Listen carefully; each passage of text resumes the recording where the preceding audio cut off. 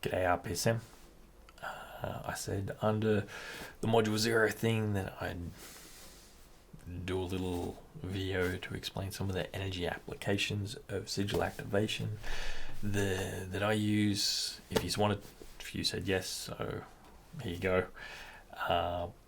There's a bunch of videos below this that go into way deeper detail of how the tech work that I've just taken from other classes that I do with those. They're aimed at either basic muddle sort of meditation sort of class, hypnosis or Reiki people, so the language in there will be a little bit different to what you'd use sometimes, but this video should help you put the dots together to be able to make that work. So to begin with basic meditation techniques, all you need to do is breathe deeper, longer, slower. So if you mix the square breathing and the extended breath, that will help teach you how to just naturally breathe longer, deeper, slower, so that your breath has more intention with it to help boost this process along without needing a Headspace app if you don't want to use that sort of thing. From there, the energy applications is there's the Reiki attunement thing there you can listen to boost your energy connection if you like, or you can just do what you normally do. There's a chakra breathing that I did in the tea with Gordon, and for applications of that, how you use that with sigils is either to begin with, if you're using a planetary day, an hour sort of thing, and you've picked a planet's energy that's going to help most for boosting that sigil target. What I do is I connect with that, with either using the glyph or a sigil for that planetary alignment, and I breathe that in and then out through my hands or my eyes, as I'll get to later with the gazing meditation. So you're breathing this sigil in and out, sigil in, out, getting in flow with the energy of that planet to get that flow going. And with that, that'll help build that connection up so that you're more bringing that frequency of energy through to amplify these sigils. And usually if I do that, I'll use like card that matches that color, or pen that matches that color to have that extra little boost. With that as well, once you've got that going, you can either keep that flow going, or it's hard to hold an image of a glyph or a sigil for a planet while you're focusing on your sigil. So with that, if I'm activating a sigil, I will visualize it above my head, and I'm breathing that in and out through my hands or my eyes to have the flow of the actual thing I'm charging be ingrained in the energy I'm breathing through, and that helps charge it up. And you can do the whole cycle if you like, and just breathe it in and out of different parts of your body as you go, as per the chakra breathing process of in and out of whatever different spot you like, whether you go the root to heart and out process that I've done there in that video or not, up to you. Play with it, see what works. Then there's the energy ball meditation bit that I have there of just holding energy in. Now this is one of the main things that I use with my charging, is I'll hold a ball of the energy of the sigil that I'm charging. So I'll get in flow with the planet or some other energy that I want to be charging and empowering my shoal. And as I go with each one, I will draw the symbol.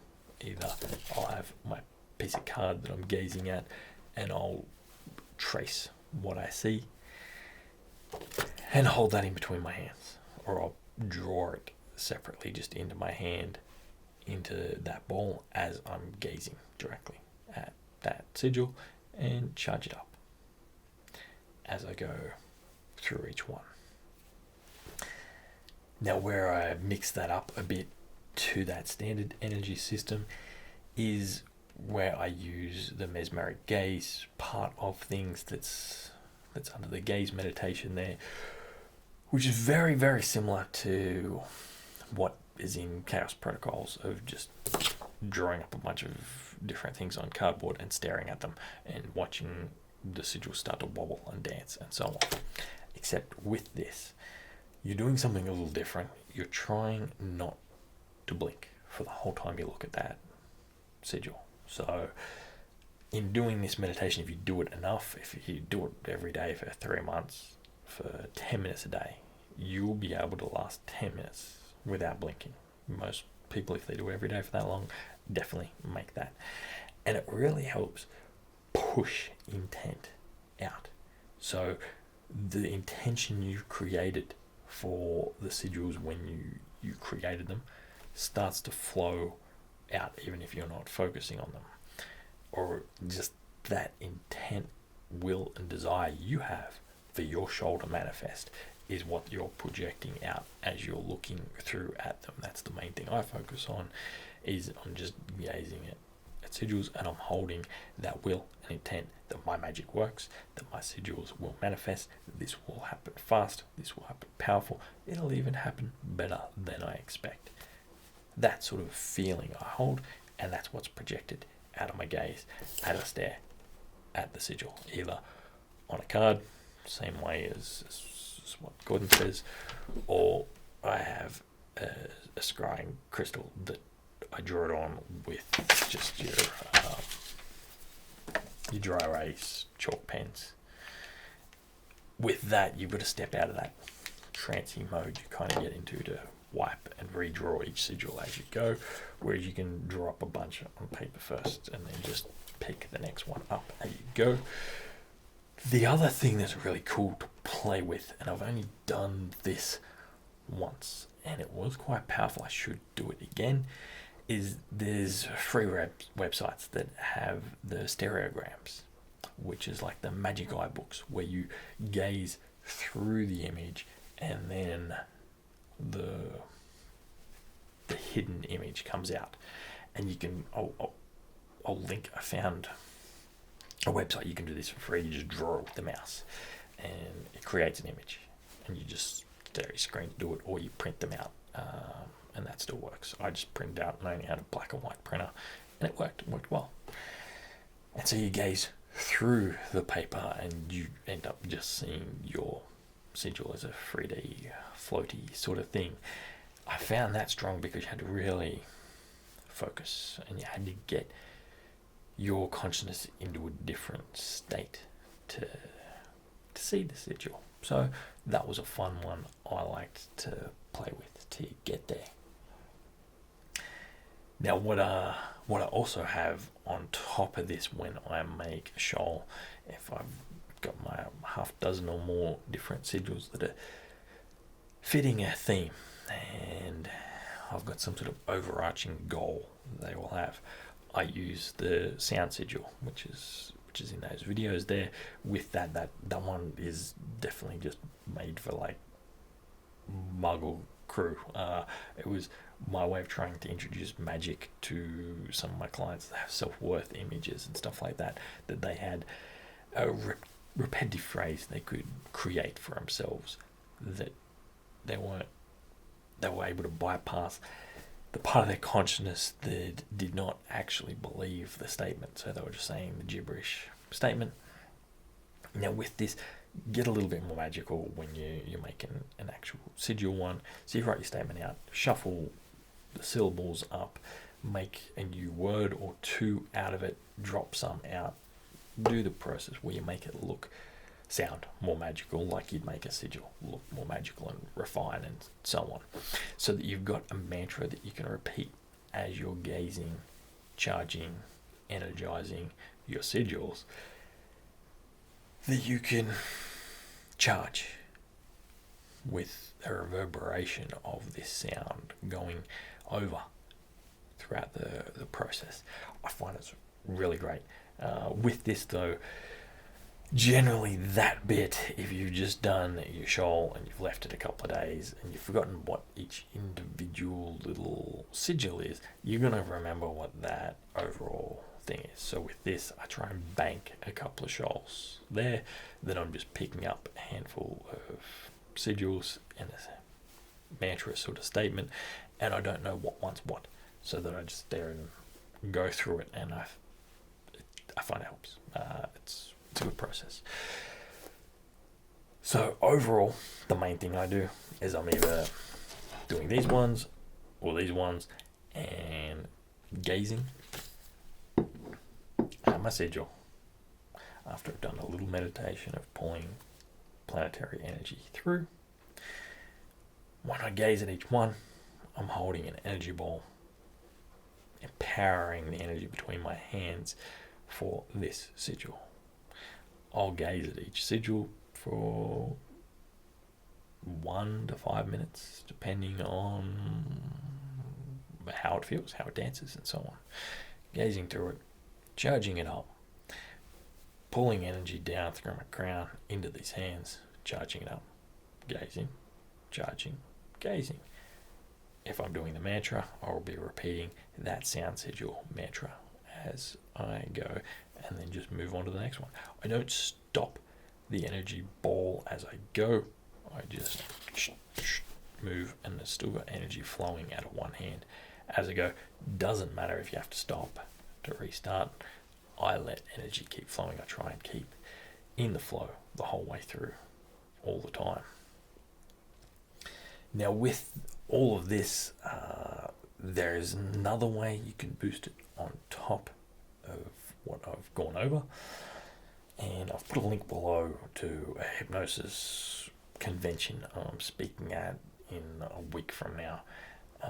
It's free if you use that link to get up to 6 talks, so you only need to check out mine for this. The rest of them I don't think are going to align with magic at all, to be honest, so don't pay to sign for this thing. Just click the link, download my video when it's on there.